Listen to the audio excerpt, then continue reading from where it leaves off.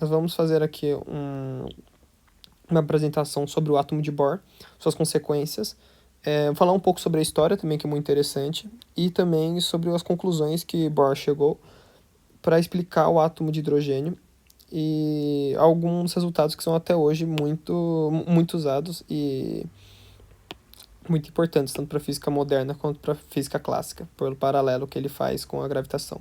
Mas enfim, vamos ao que interessa. O átomo de Rutherford foi o átomo que precedeu o de Bohr, e ele era composto de um próton, uma carga positiva, no centro de um átomo, e um elétron que girava livremente ao redor. Conforme a absorção de energia, ele se afastaria ou se aproximaria do núcleo, e com isso o Rutherford explica um átomo com a eletrosfera. Mas havia um grande problema nisso.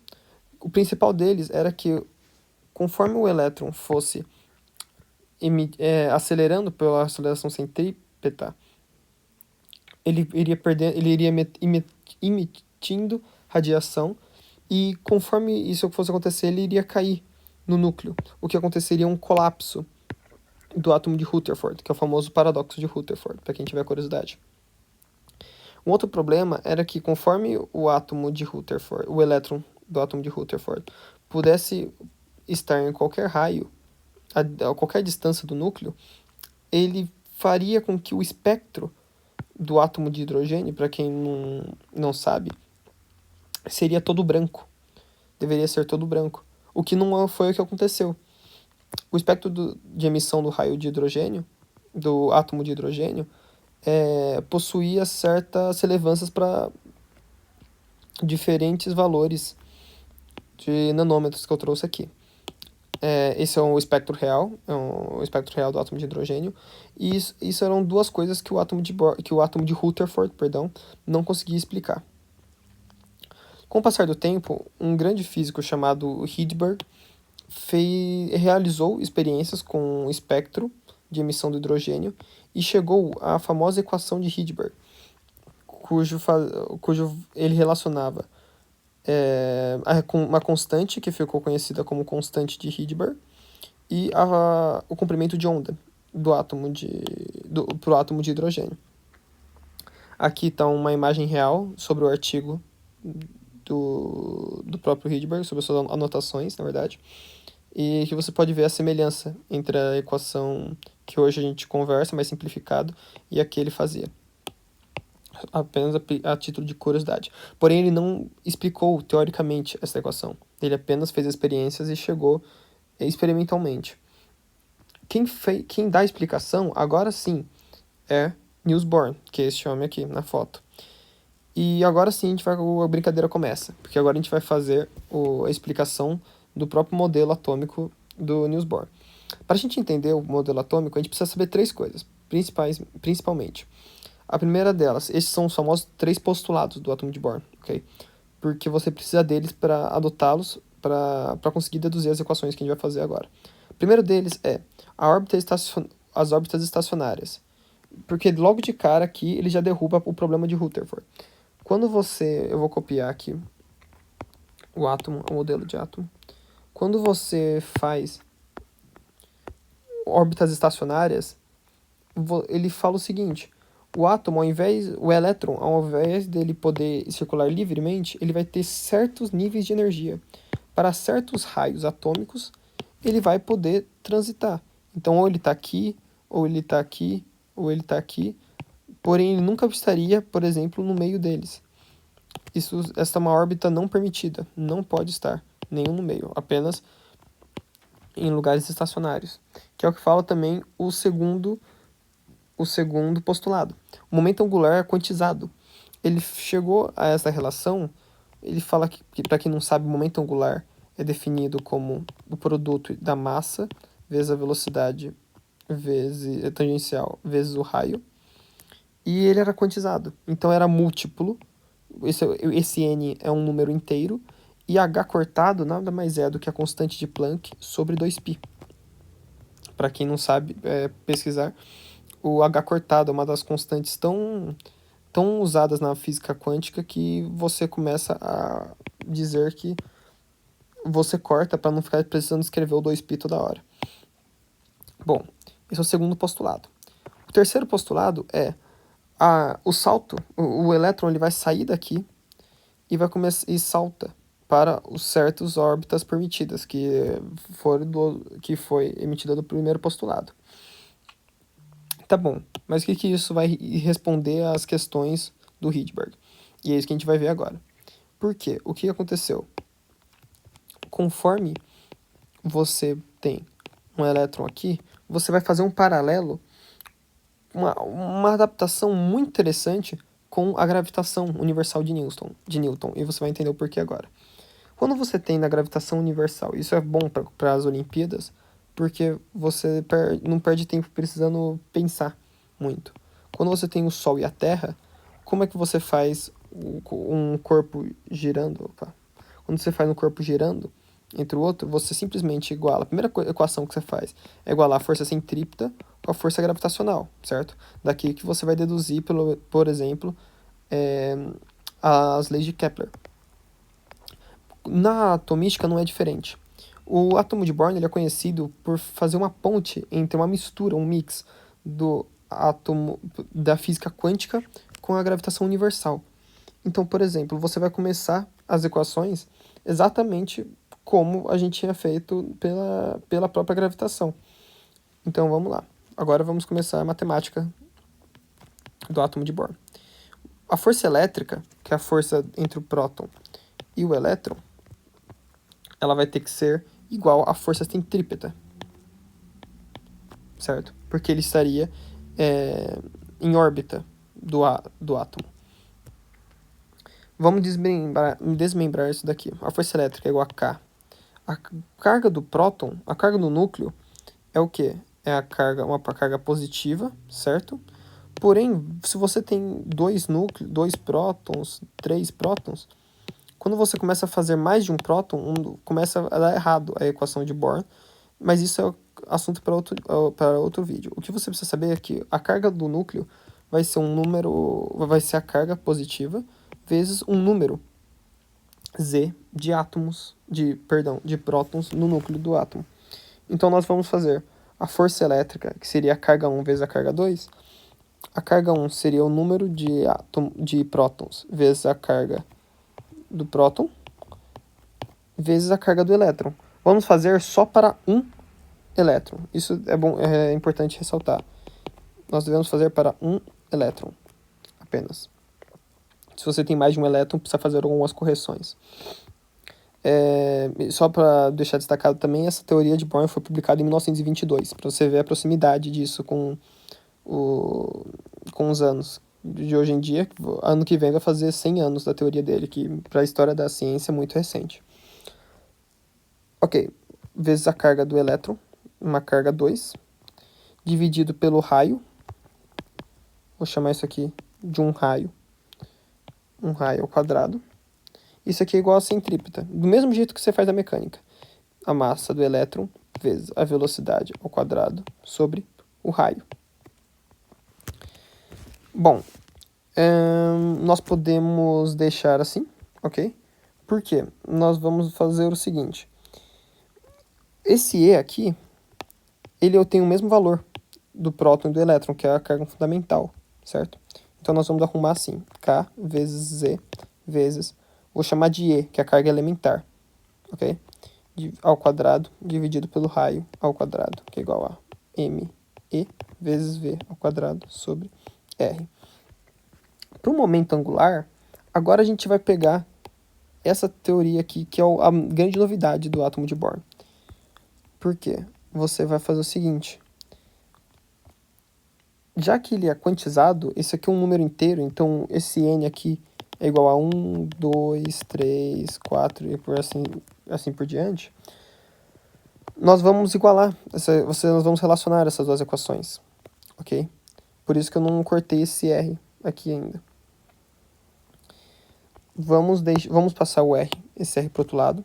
Então vai ficar R vezes K Z E quadrado igual a massa do elétron vezes a velocidade orbital vezes R ao quadrado. Para quem tem curiosidade, essa aqui é a velocidade de um elétron no átomo de Bohr, que é muito interessante. do átomo de hidrogênio. Muito interessante, você sabe a velocidade de um elétron, conseguir calcular. E nós vamos multiplicar os dois lados por m. Vai ficar m ao quadrado aqui e me, massa do elétron. Mas por que eu fiz isso? Porque mvr é exatamente o momento angular. Só que está ao quadrado, né? Então é como se eu elevasse os dois lados aqui ao quadrado. Então aqui ficaria n ao quadrado vezes a constante de Planck h cortado ao quadrado, mvr ao quadrado. Isso eu vou substituir aqui. Então nós podemos escrever como me vezes o raio vezes o k vezes o z quadrado. E vai ficar bem denso mesmo. O átomo de Bohr é famoso também por ter muitas constantes e ser extremamente densas as equações que a gente vai desenvolver aqui. Bom, a partir de agora a gente pode isolar esse raio. Mas por que eu vou isolar? Você vai entender quando eu disser o seguinte. O raio é igual ao h quadrado. Eu vou escrever desse jeito. Vezes dividido pelo K, massa do elétron vezes E ao quadrado, ok? Então eu já passei a massa do elétron para o outro lado, já passei o K para o outro lado e já passei o E quadrado para o outro lado. Vezes 1 sobre Z. O Z eu também acabei de passar para o outro lado. E vezes o N ao quadrado. Mas por que eu escrevi assim? Eu quero que vocês prestem atenção numa coisa. Esse raio aqui é muito famoso mesmo. Por quê? E isso tudo que eu deixei aqui gravado é constante. Perceberam? H cortado é a constante de Planck ao quadrado. K é uma constante, 1 sobre 4πε0. Me é a massa do elétron e E é a carga. Então isso daqui é tudo uma constante. Constante. Isso daqui é o número de prótons, certo? Número de prótons. E o N é o nível do elétron. Quando você pensa no átomo de hidrogênio, o número de prótons é 1. E o nível também é 1, porque ele só tem um elétron. Então você conclui que o raio do átomo de hidrogênio é igual a H quadrado dividido por K me vezes E ao quadrado. E esse valor é muito importante. Por quê? É conhecido como átomo de Bohr, raio de Bohr. Raio de Bohr. E é aproximadamente 50, eu trouxe o valor real aqui, 53 picômetros. E até hoje, por curiosidade, é conhecido como o raio real do átomo de hidrogênio. No estado fundamental, óbvio, ele não pode estar excitado. Se o átomo estiver excitado, é outro valor. Mas para o raio fundamental, para o átomo fundamental, esse é o valor adotado até hoje. Bom, tá bom. Mas até agora você não me explicou a equação do Rydberg, certo? E é isso que a gente vai fazer agora. Vamos fazer um paralelo, continuando no paralelo, acho que eu apaguei aqui, o paralelo com a gravitação universal. Quando você vai calcular, você tem um corpo celeste aqui e um outro girando em torno dele. Quando você vai calcular a energia total desse corpo, o que você faz? É energia cinética mais energia potencial, que é energia mecânica, certo? A energia cinética seria mv quadrado sobre o raio e energia mecânica, energia potencial é mgzão, emão, emin, sobre R. Aqui não vai ser diferente. Vai ser a mesma coisa. Por quê?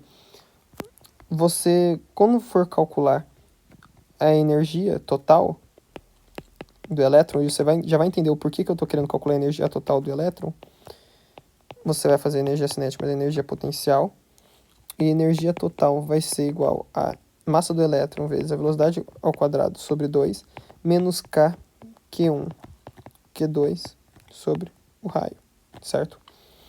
Tá bom, o K, Q1, Q2 a gente sabe esses valores, a gente já está trabalhando com eles, mas velocidade M aqui fica complicado.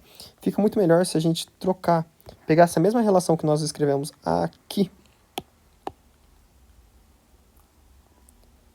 que já está quase igual, concorda? E a gente faz o seguinte, a gente corta o R, para achar a energia e divide ambos os lados por 2. Porque isso daqui é energia cinética. Então a energia cinética do elétron fica Kz Q1 Q2 dividido por 2 vezes o raio.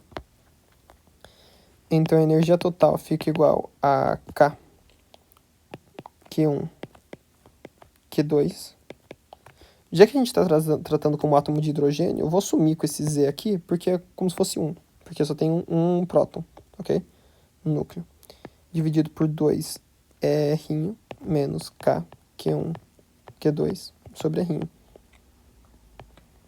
Se você fosse fazer o MMC aqui, você tira, ou multiplica em cima e embaixo por 2, você descobre que a energia total fica igual a menos K Q1 Q2 sobre 2R. E esse daqui é o valor da energia total do elétron em função do raio dele. Tá, mas por que você calculou isso? Porque agora vem a parte mais interessante. Quando você tem um salto quântico, você tem um próton aqui,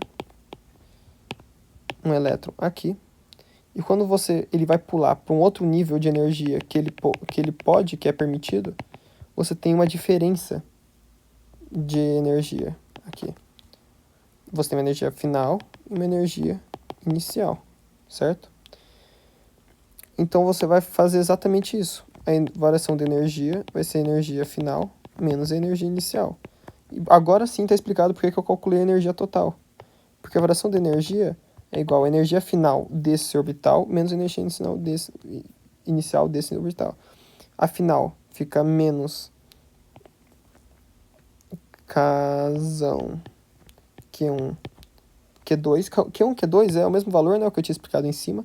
Então eu vou chamar de E quadrado dividido por 2 R1 menos K E quadrado dividido por 2 R2. Ok? Ok. Quando a gente faz isso, a gente pode isolar exatamente os valores, ok? E achar o raio de Born. Isolar o raio de Born aqui. Então vamos fazer exatamente isso. Variação de energia é igual a menos K E quadrado dividido por 2 vezes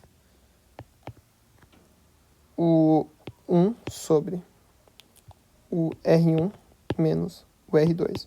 Você vê que fica bem parecido já com a... Cadê? Com a equação de Rydberg aqui, né? Mas ele falou do N, que é exatamente o que a gente vai fazer aqui. A gente vai pegar esse raio e vai substituir o raio de Bohr e vai substituir nessa equação. Depois que fizer os cálculos, vocês podem deduzir aí, eu deixo de lição de casa, mas vai ficar algo parecido como 4π vezes k ao quadrado vezes m e a quarta dividido por 2 vezes h. Opa, não é h cortado, viu? H cortado, h normal, ao quadrado vezes 1 sobre n1 ao quadrado, 1 sobre n2 ao quadrado. O vídeo vai ficar muito longo, então eu vou deixar só assim. Ok, vocês deduzam, vocês façam a dedução na casa de vocês. Esse aqui é o resultado da energia que você tem que encontrar. Porque este daqui é o valor da constante de Rydberg. E aqui o Born explica o átomo de Rydberg, a equação de Rydberg, teoricamente. E é muito interessante o jeito que ele faz isso, porque ele também explica o espectro do átomo de hidrogênio. Eu queria falar mais, mas também a aula já está muito longa. Mas também é muito interessante vocês pesquisarem sobre a vida deste cara, sobre a influência dele durante a Segunda Guerra Mundial, como o nazismo afetou a vida dele e as suas experiências, sobre os encontros dele com Heisenberg, muito interessante também, e a convivência dele com Albert Einstein. Ele realmente foi um homem... O Niels Bohr também trabalhou no projeto da bomba atômica, E, enfim, a vida dele é muito, muito interessante e foi muito presente na física moderna, e se não fosse por ele, a gente não teria grande parte das coisas que a gente tem hoje. Eu vou ficando por aqui, espero que vocês tenham gostado da aula. Vou dar uma passada rápida aqui pelas equações para vocês revisarem depois. E eu vou ficar devendo a dedução completa da equação de Rydberg. Mas apenas vocês isolarem o raio de Bohr aqui, né, exatamente aqui, nessas equações, e vocês vão ter o valor exato da constante de Rydberg. Muito obrigado por assistirem e até mais.